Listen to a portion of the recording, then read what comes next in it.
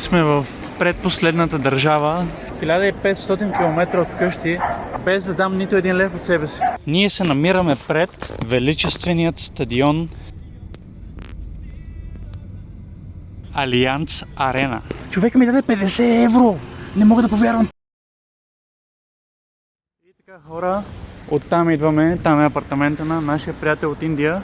Той бързаше тази сутрин, не можахме да заснемем видео, но както виждате, тук има снимка, това сме ние вчера, когато се запознахме, защото всъщност приятелите, които си направих от Загреб, момичето, тя беше при него преди колко време и тя писа насам натам да разбере и той ме разпозна по нея. Вау, колко е малък света! И също така индиеца ми даде храна, но да, днес мисията е да стигнем до Австрия или даже в Германия, Мюнхен, но ще видим как се развият нещата. И така, хора, това тук е една от главните улици в града и в тази посока е изхода. Автобус номер 1, който ще ни отведе до изхода, където ще чакаме на стоп. Надявам се да има някаква бензиностанция, защото не можах да се намеря картон, а моя беше само едностранен за Любляна. Но да, чакаме си автобуса и да видим днес как ще ни удари късмета. Надявам се. И така, тук сме на спирката, точно преди изхода за магистралата, която води към Австрия, и да видим как ще ни се отрази късмета.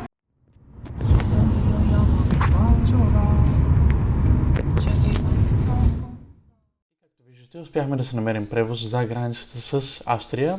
Взема един кореец, който всъщност работи в Унгария, но сега отива на почивка в Блед, което е едно невероятно местенце в Словения.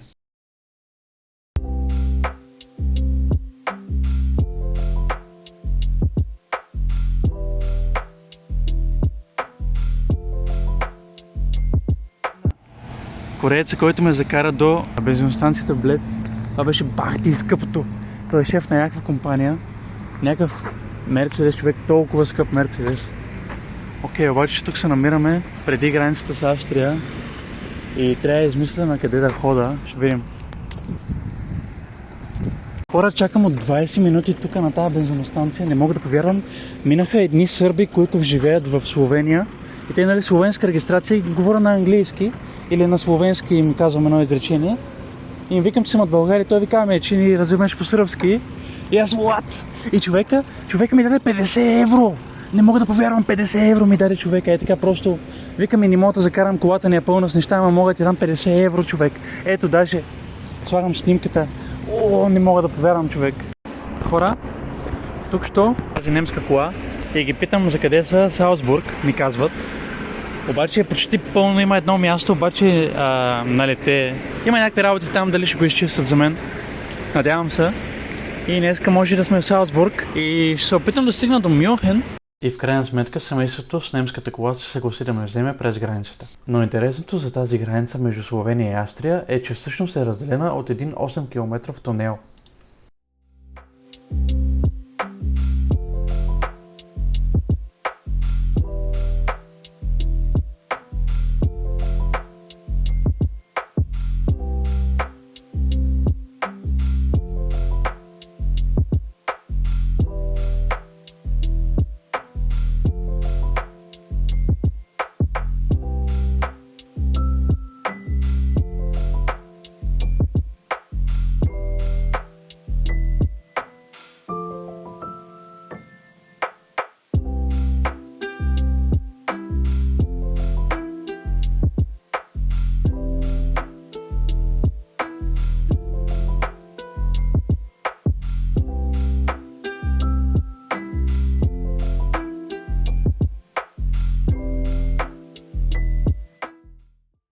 Значи, хора, бензиностанцията, виж къде е, човек. Не мога да повярвам. То е невероятно просто. Тия планини.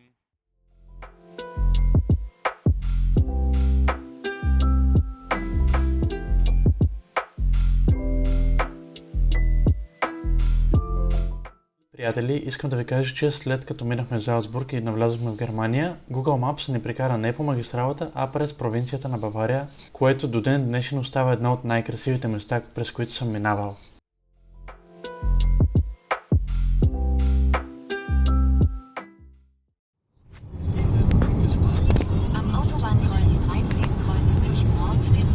прочутия Allianz Arena.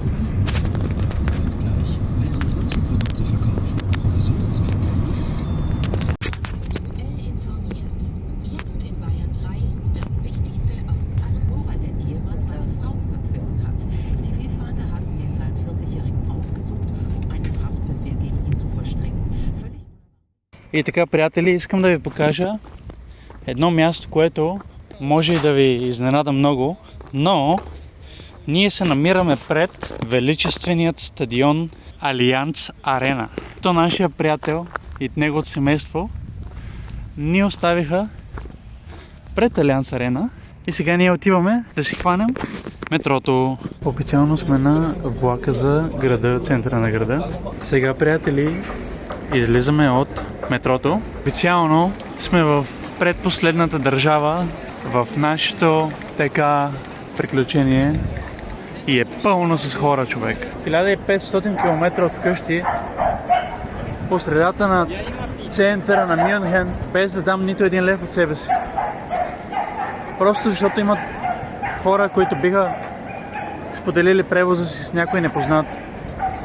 Просто нямам думи. Трябва ми малко време.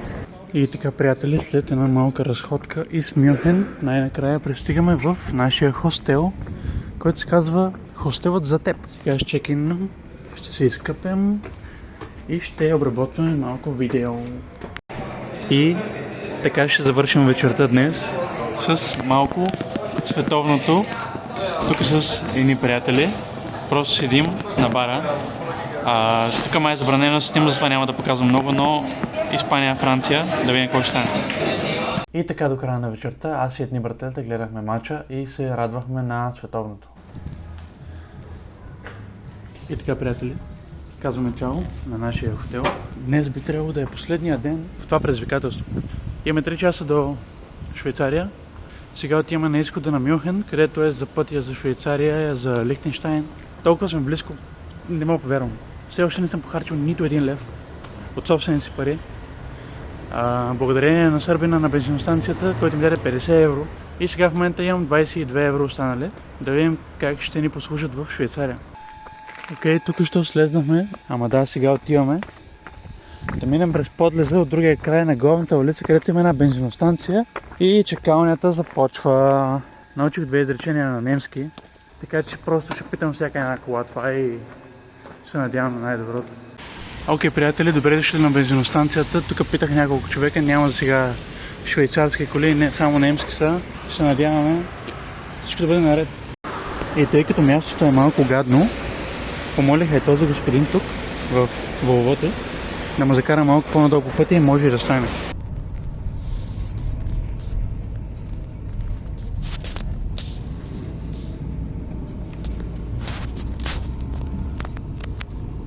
Хора, тук що видях една кола с швейцарска регистрация.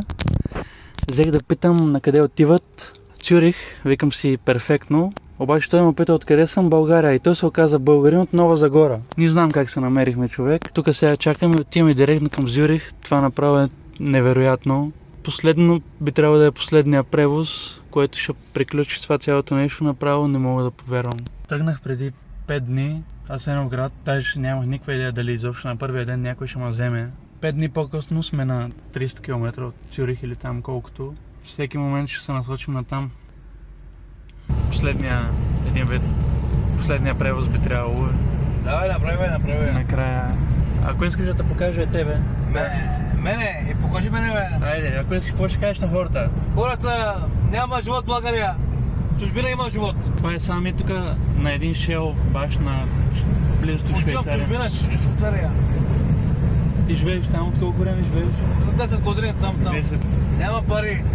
Има пари, край на Бойко Борисов. Дилян Пеевски си има пари.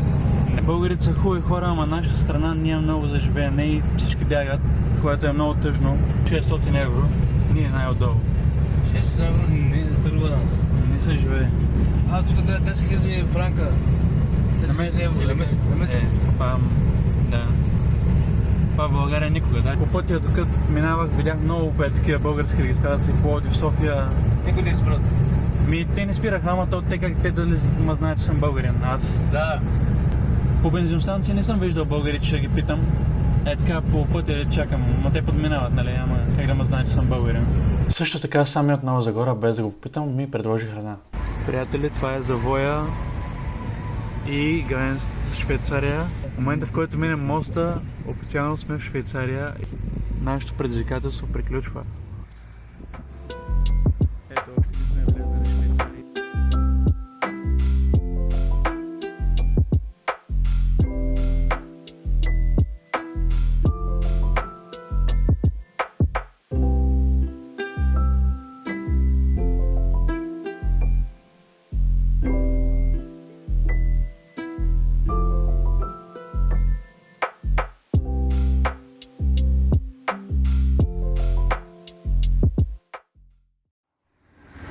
Приятели, както виждате, намираме се на град Цюрих. Така че, приятели, цяло можете да считате това предизвикателство за приключено. Успешно. Вау! В момента се намирам на 1800 км от вкъщи, без аз да дам нито една стотинка от себе си. 1800 км, повече от 10 коли, повече от 3-4 хотела. Може би не си личи, но емоцията е огромна. Въпреки че и лицето ми е мъртво. Просто малко в момента съм извън града, баш на ръба и се опитам да стигна до центъра, да намеря Wi-Fi. Обаче не знам как се стига до центъра. Хора, мога да ви кажа само, че много съм щастлив. Не защото пристигнах в Цюрих, Швейцария, за 6 дни без пари, а защото приключи предизвикателството. Няма нужда да се придържам към бюджета, който беше 22 евро. Даже тия 22 евро няма ми стигнат са наям. Ужас! И сега трябва да се прибера. Аз нямам пари. Извън или в предизвикателство аз нямам пари. Кой ще правим, гайс? Трябва да го измисля. И приятели, като по чудо, чрез Couchsurfing си намерих къде да спя тази вечер. И сега като за финал, ето един малък монтаж от град Цюрих, Швейцария.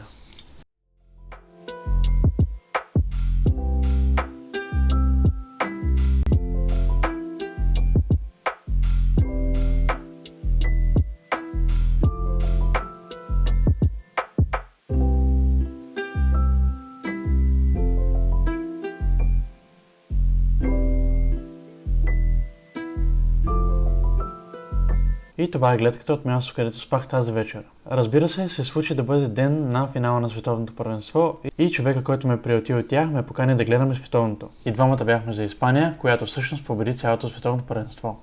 И с това, приятели, приключваме поредицата. Надявам се да ви е харесало и се абонирайте, защото следващата ще е извън Европа.